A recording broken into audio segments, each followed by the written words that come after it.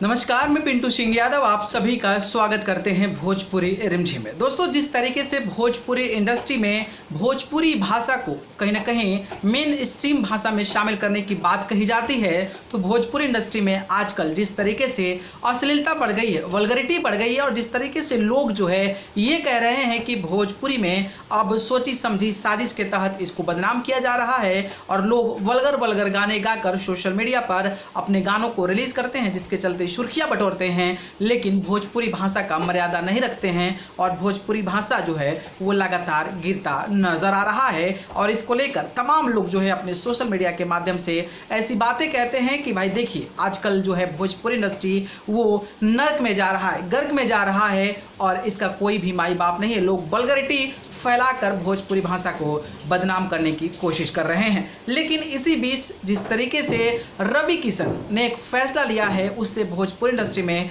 एक खुशी की लहर दौड़ गई है। लेकिन देखना ये होगा कि क्या जो रवि किशन ने फैसला लिया है वो सच साबित होगा या फिर उस पर सरकार जो है पहल करेगी, क्योंकि जिस तरीके से 7वें अनुसूचित भाषा में जिस तरीके से भोजपुरी की बात कई दशकों से की जा रही है और मनोज तिवारी जैसे, रवि किशन जैसे बड़े बड़े दिग्गज सांसद, भोजपुरी के सांसद जो है भारतीय जनता पार्टी के सांसद है, जिसकी सरकार केंद्र में है, लेकिन वो आज तक कुछ भी नहीं उखाड़ पाए हैं। मनोज तिवारी चिल्लाते रहते हैं कि अनुसूचित जो है 7वें दर्जे की बात की जाएगी, उसमें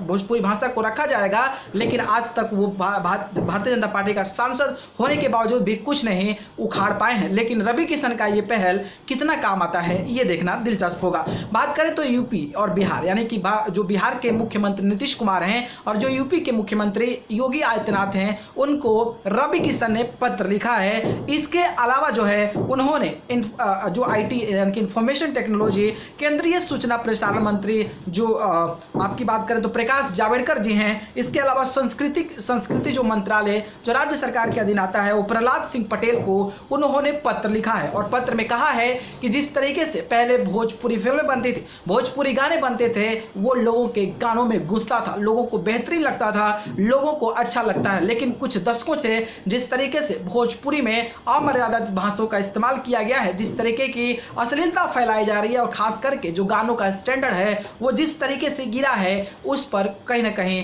कार्रवाई करनी चाहिए, उस पर एक्शन लेना चाहिए और एक सख्त कानून बनाना चाहिए ताकि भोजपुरी में इस प्रकार की अश्लीलता की बात ना हो। बात करें तो गोरखपुर के सांसद हैं, योगी आदित्यनाथ के बाद जो है वहाँ की सीट खाली हो गई थी, तो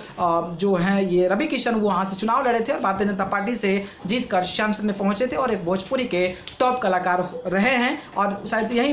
वजह रही जिसके चलते उन्हें भारतीय जनता पार्टी ने टिकट दिया और वो गोरखपुर से सांसद बनकर आए। अब ये देखना दिलचस्प होगा कि ये जब ये मुख्यमंत्रियों को और सूचना प्रसारण मंत्रियों को, संस्कृति मंत्रालय को जब ये पत्र लिखते हैं तो इसका असर भोजपुरी भाषा पर कितना पड़ता है, या फिर मनोज तिवारी जैसे भोजपुरी भाषा को 7वें अनुसूची में जारी करने जैसा ही ये हवा में बह जाता है, ये देखना दिलचस्प होगा। खैर, आपकी क्या राय है कमेंट बॉक्स के जरिए बताइए। वीडियो पसंद आई तो लाइक कमेंट शेयर करें और चैनल को पसंद करते हैं तो सब्सक्राइब करके जरूर जुड़िए। अगर आप मुझसे जुड़ना चाहते हैं तो आप मुझे फेसबुक, इंस्टाग्राम, ट्विटर पर जाकर पिंटू सिंह यादव सर्च करके जरूर जुड़े, नहीं तो डिस्क्रिप्शन में लिखे वहां से आकर आप मुझे फॉलो कर सकते हैं। आप सभी को बहुत बहुत धन्यवाद। नमस्कार।